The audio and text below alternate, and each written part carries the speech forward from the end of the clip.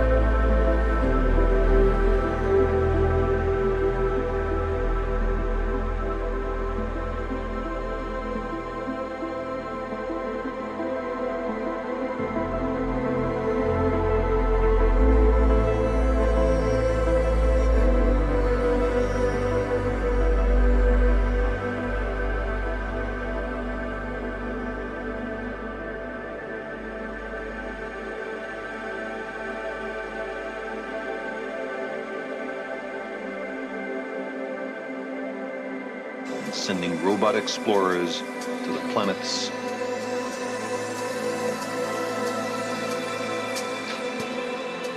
and the stars.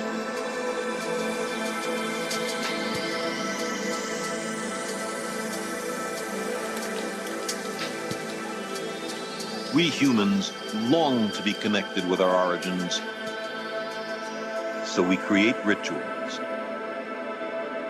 Science is another way to express this longing. It also connects us with our origins, and it too has its rituals and its commandments.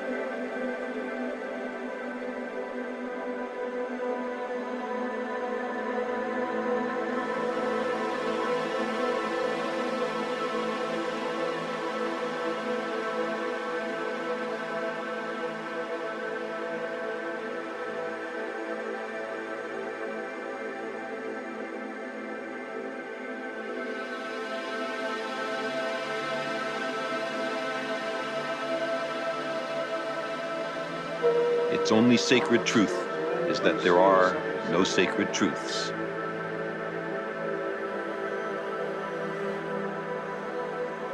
All assumptions must be critically examined. Arguments from authority are worthless.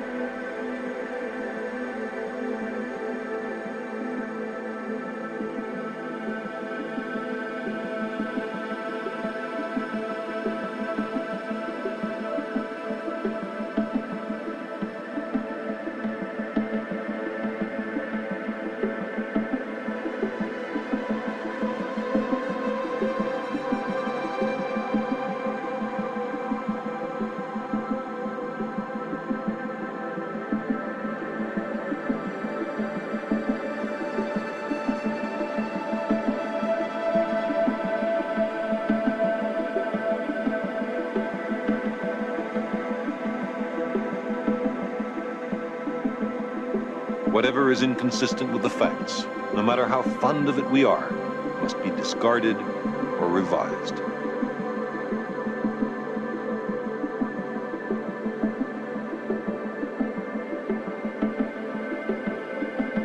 Science is not perfect.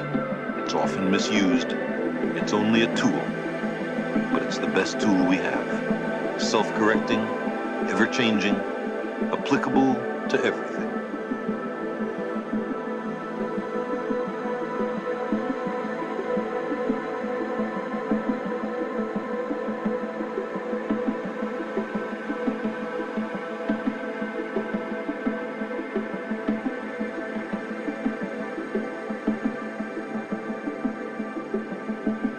With this tool, we vanquish the impossible.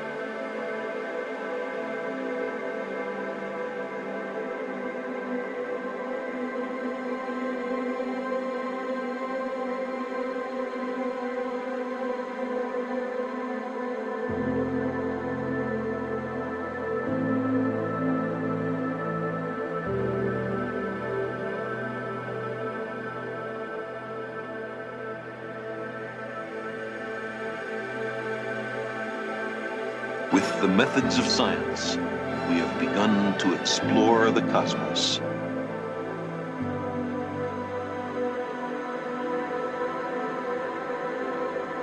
For the first time, scientific discoveries are widely accessible. Our machines, the products of our science, are now beyond the orbit of Saturn.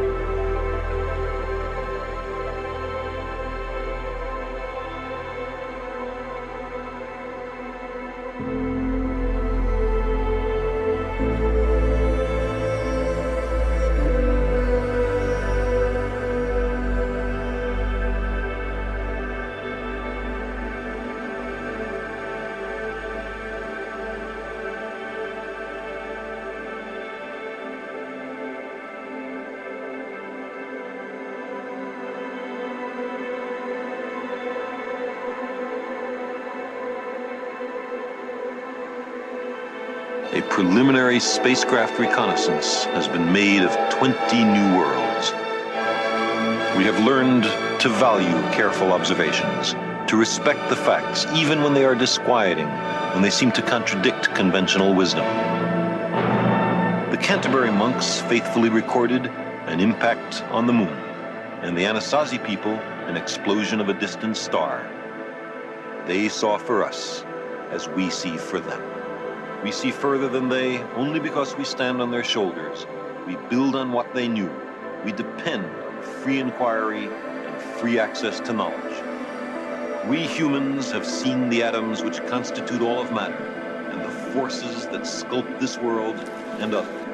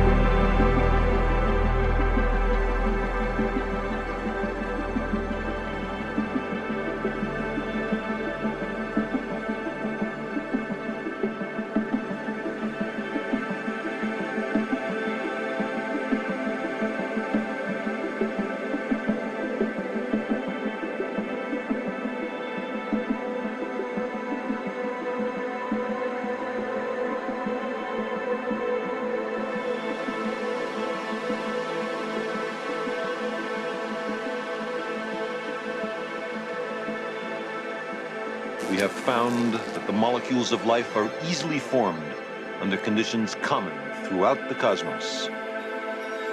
We have mapped the molecular machines at the heart of life.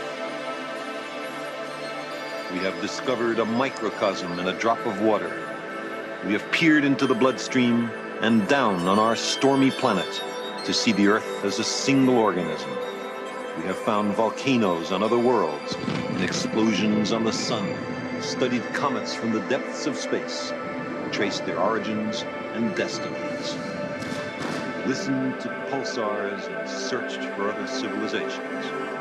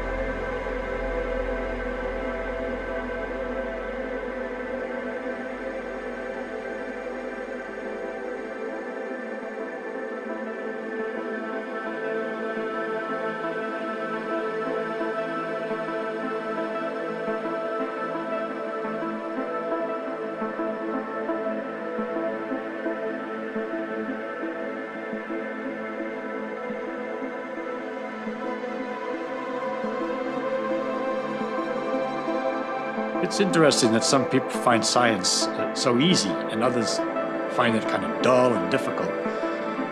Especially kids, some of them just eat it up. And I don't know why it is. It's the same perhaps for all subjects. For instance, lots of people love music and I never could carry a tune. And I lose a great deal of pleasure out of that.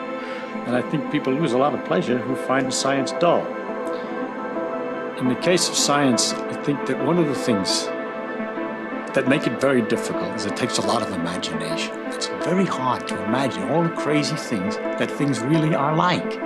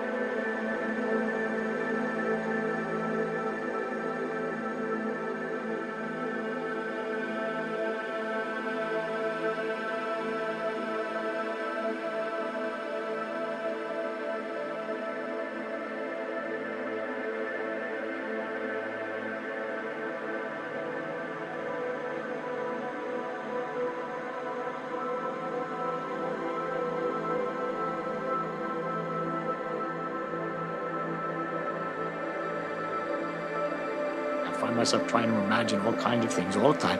And I get a kick out of it, just like a runner gets a kick out of sweating. I get a kick out of thinking about these things. I can't stop. I mean, I could talk forever.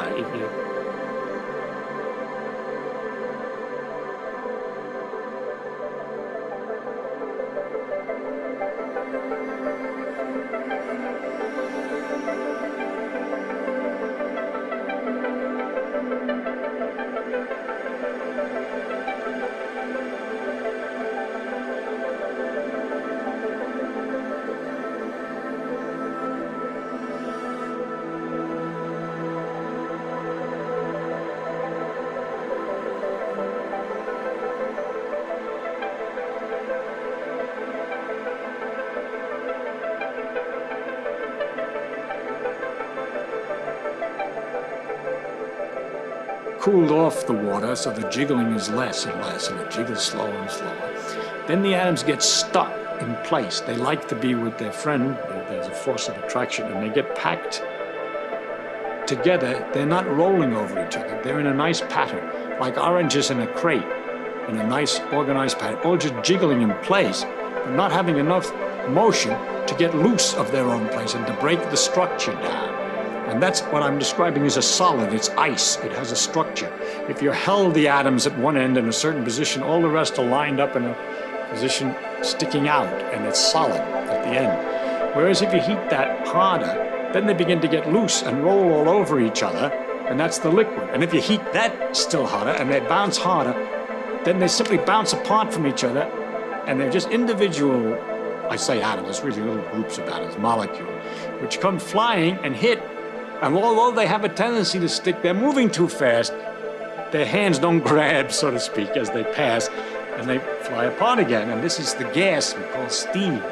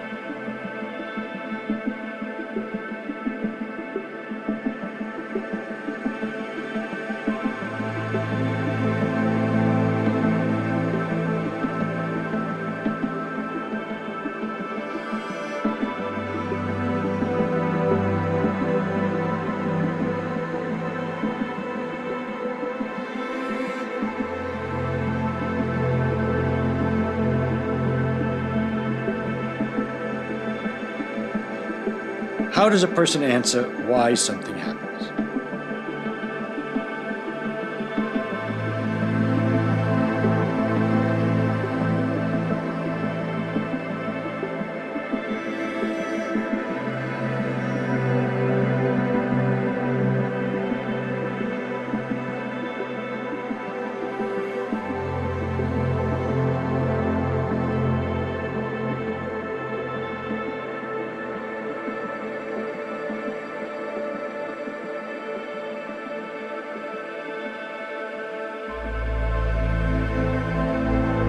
And when you explain a why, you have to be in some framework that you allow something to be true.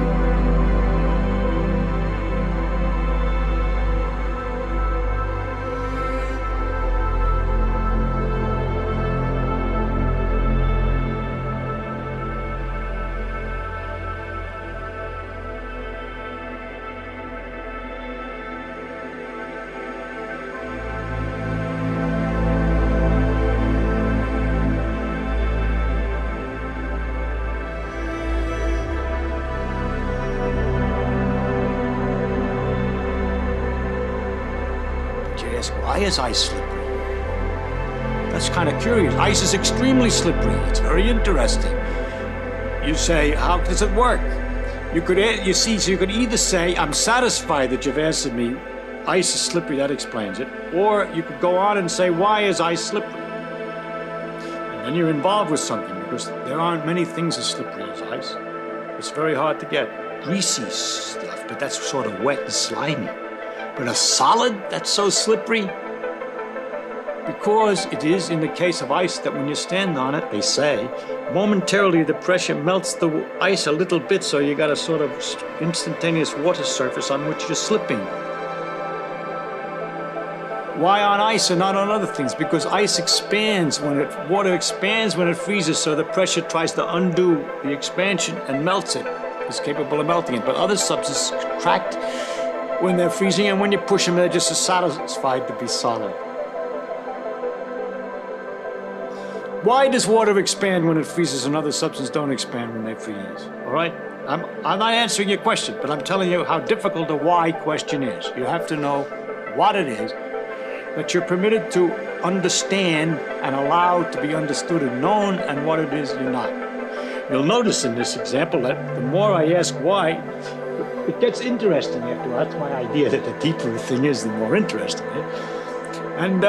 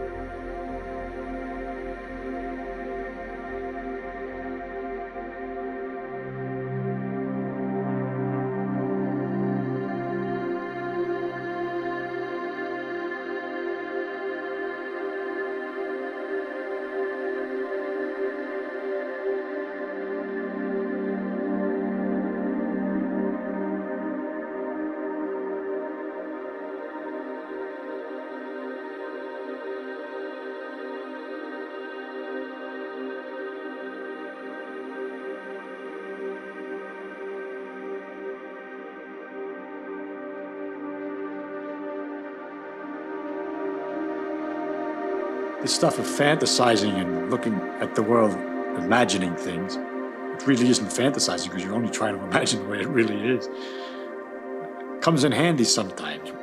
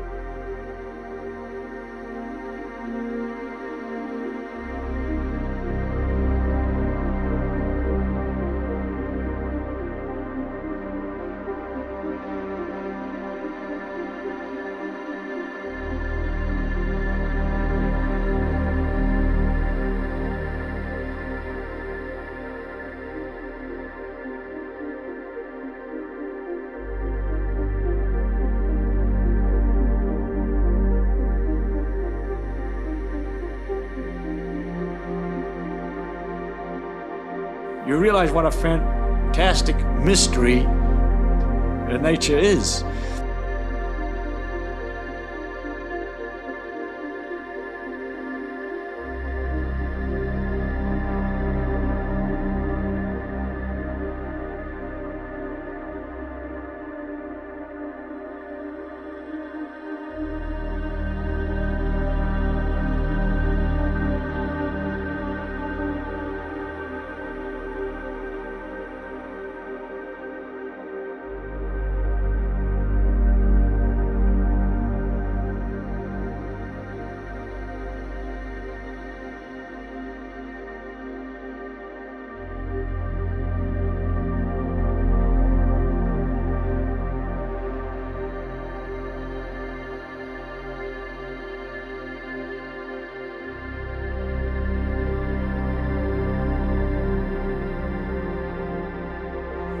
But nature has these wonderful things, magnetic forces and electrical forces. You comb your hair with your comb and you get some strange condition. So you put it in front of a piece of paper and it lifts up the paper, or the paper jiggles at a distance far away.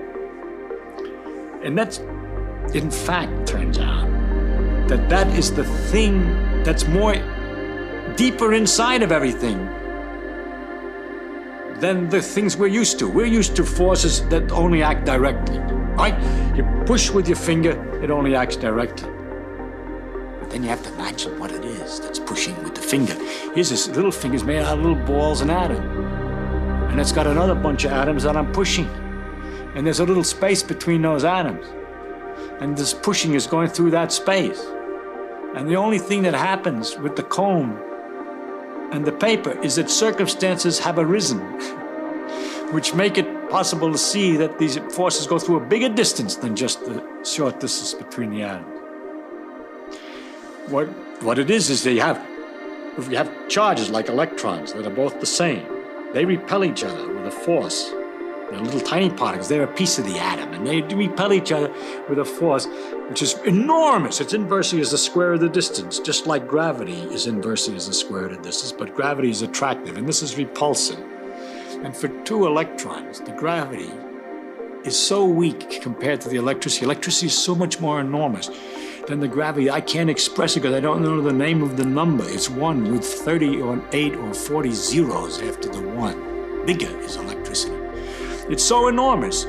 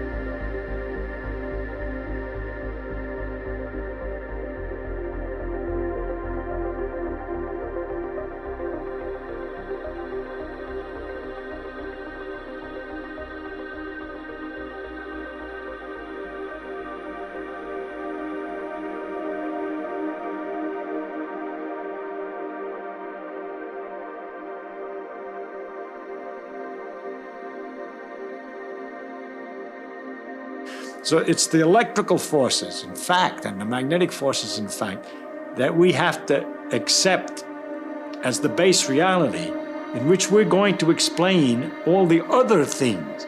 So again, it turns out it's hard to understand. You have to do a lot of imagining that the real world has as its base a force which acts at a long distance, that we haven't got much experience with that force. We have peculiar phenomena here and there, but ordinarily we don't have much experience with that force, is simply because that's what requires explanation. That's what requires imagination. The long distance force we have no other picture for.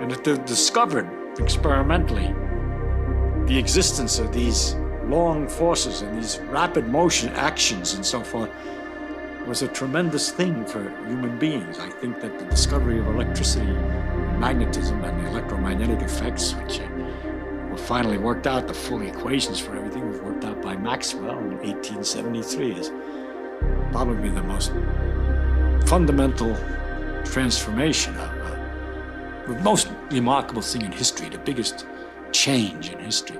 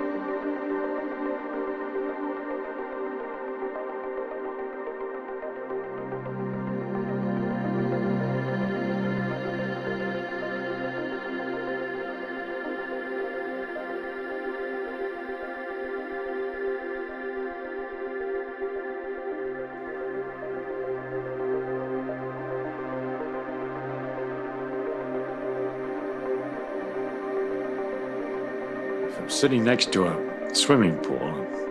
Somebody dives in, and she's not too pretty, so I can think of something else. I think of the waves and things that have formed in the water.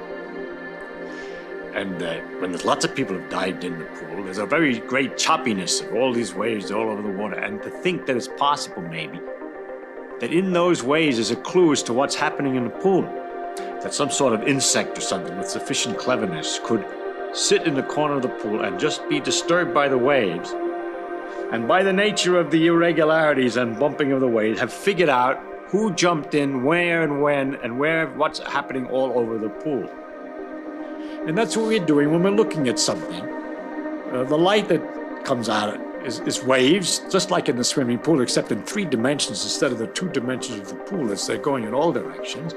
And we have an 1/8 of an inch black hole into which these things go, which is particularly sensitive to the parts of the waves that are coming in a particular direction. It's not particularly sensitive when they're coming in at the wrong angle, which you say is from the corner of our eye.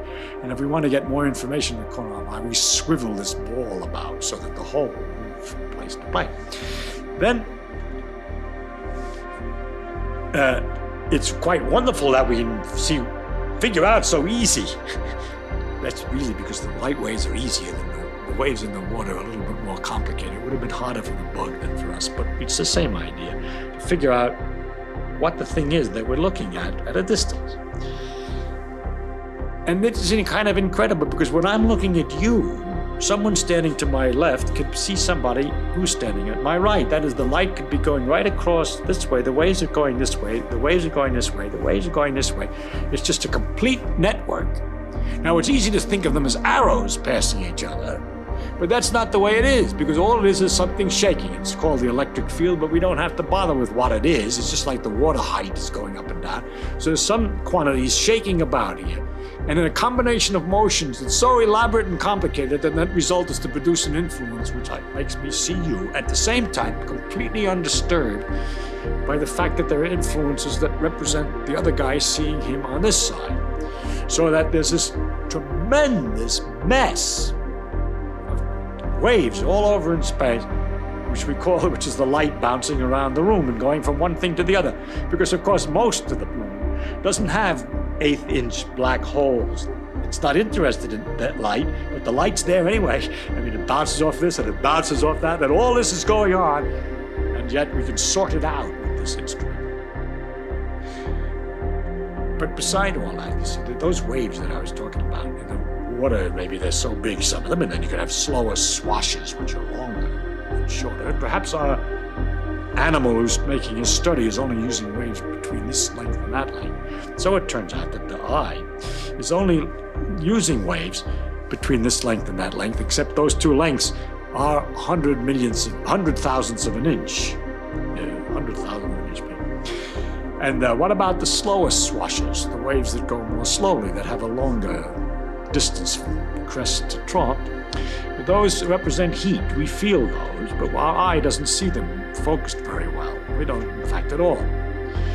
The shorter waves are blue, the light, and the longer waves are red. But when it gets longer than that, we call it infrared. All this is in there at the same time. That's the heat.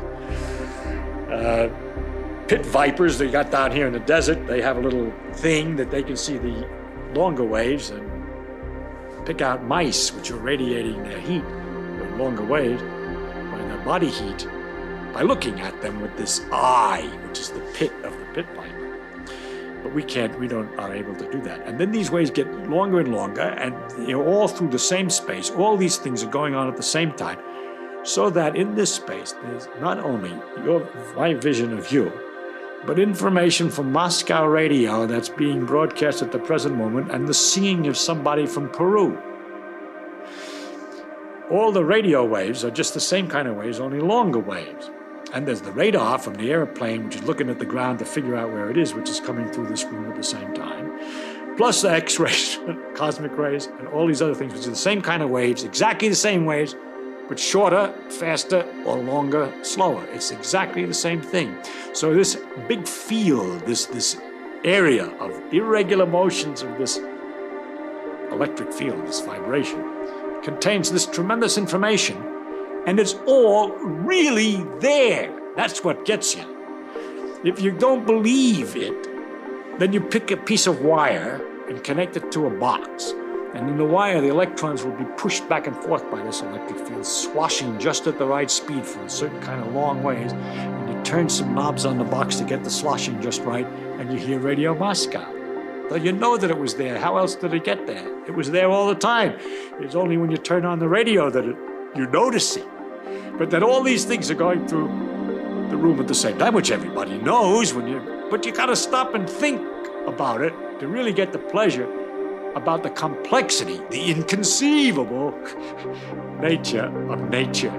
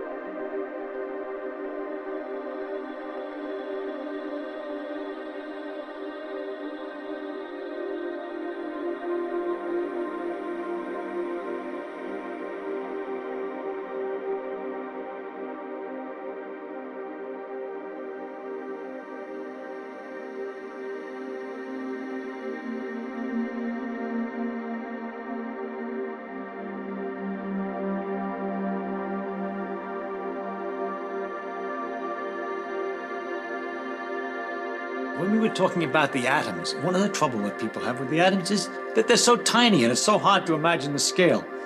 That the size of the atoms are in size compared to an apple is the same scale as an apple is to to the size of the Earth. And that's a kind of a hard thing to take. And you have to go through all these things all the time. And people find these numbers inconceivable. And I do too. And the only thing you do is you just change your scale. I mean, you're just thinking of small balls, but you don't try to think of exactly how small they are too often, or you get kind of a bit nutty, all right? But in astronomy, you have the same thing in reverse, because the distances to these stars are so enormous.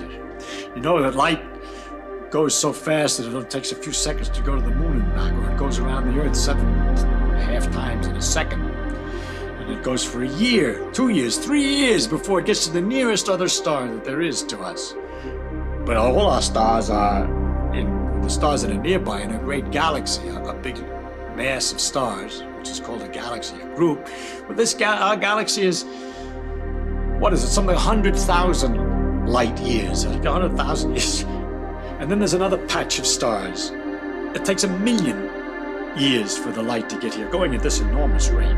And you just go crazy trying to make too real that distance. You have to do everything in proportion. It's easy to say the galaxies are little patches of stars, and they're 10 times as far apart as they are big. So that's an easy picture. But you just go to a different scale. That's easy. Once in a while, you try to come back to Earth's scale to discuss the galaxies. But it's kind of hard. The number of stars that we see at night is only about 5,000. But the number of stars in our galaxy, or the telescopes have shown, when you improve the instrument. We look at a galaxy, we look at the stars, all the light that we see, the little tiny influence, spreads from the star over this enormous distance of 3 light years for the nearest star. On, this light from the star is spreading. The wavefronts are getting wider and wider, weaker and weaker, out into all of space, and finally the tiny fraction of it comes in one square, eighth of an inch, tiny little black hole, and does something to me, so I know it's there.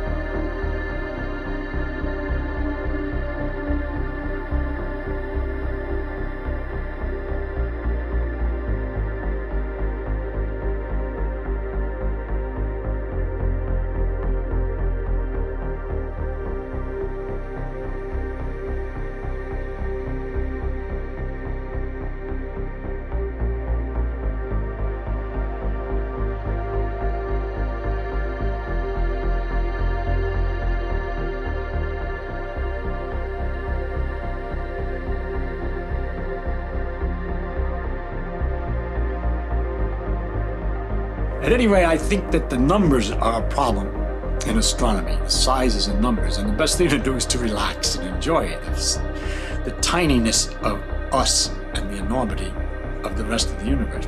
Of course, if you're feeling depressed by that, you can always look at it the other way and think of how big you are compared to the atoms and the parts of atoms, and then you're an enormous universe to those atoms, so you can sort of stand in the middle and enjoy everything both ways. But the great part of astronomy is the imagination that's been necessary to guess what kinds of structures, what kinds of things can be happening to produce the light and the effects of the light, so of the stars that we do see.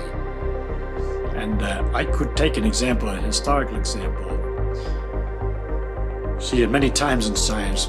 By using imagination, you've imagined something which could be, according to all the known knowledge of the laws, and you don't know whether it is yet or not. And that's very interesting. There's a creative imagination, you'd like to call it, not just imagining things that are relatively easy, but something different. And to take an example of a star, as we understand it, an ordinary star like the sun is a great big ball of gas, of hydrogen. It's burning up the hydrogen and so forth, and it's an enormous mass of gas. And it's held together by gravity. You don't have to always understand gravity as curved space. It's good enough for this purpose that force inversely square the distance. When things are closer together, the force is stronger. And it pulls everything together. By the way, that's why the world is round.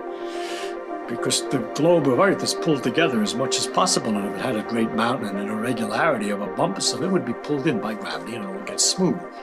Rocks aren't strong enough to hold a bump much bigger than a few miles, and Mount Everest is our biggest bump. But on the moon, where the gravity is less, the bumps are higher and the mountains are bigger on the moon. Anyway, to get back to the star, it's all held together by gravity, and it's got a nuclear fuel, which we haven't been talking about, that's burning up the hydrogen and generating energy, which keeps things going. And after a while, it would use the fuel up, and people began to think about what would happen then. And it would be possible to just be gas sort of hanging around, held together by gravity, but quiet. But another possibility was to think, if I push the stuff together closer, the gravity is stronger, would it hold together? Well, if you push a little bit together, the pressure increases. When you push gas together, there are more atoms and they pound harder, so the pressure's higher, but the gravity's stronger. And it turns out the pressure wins, so it would just come out again.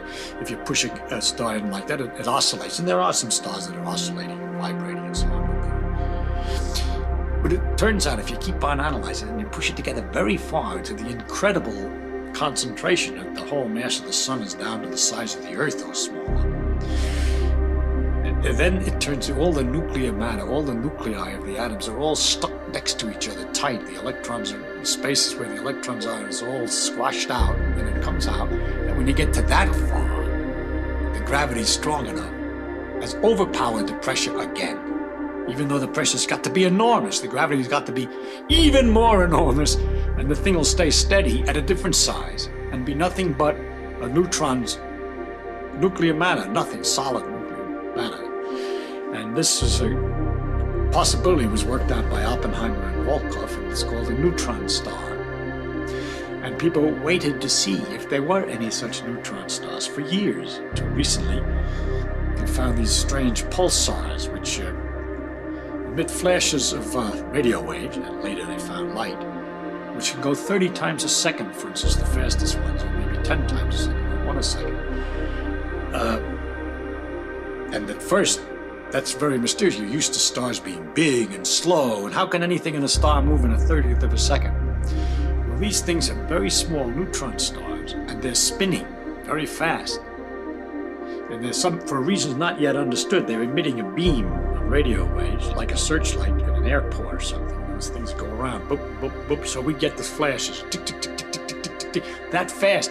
To imagine a star the mass of the sun doing something, turning so fast as 30 times a second is another one of these big number, hard to conceive imaginary things, okay? And the whole idea that there could be a star of such enormous density that a teaspoon would weigh so much that if of the matter that if you put it down on the Earth's surface, it's so heavy it'll just plow right through to the center of the Earth, and things like that. It took a lot of imagination. It comes out of the mathematics and the analysis and all this that help you to make sure you're not making a mistake. And it turns out that such a star was possible. And it turned out later, in fact, they do exist. And that's a good example.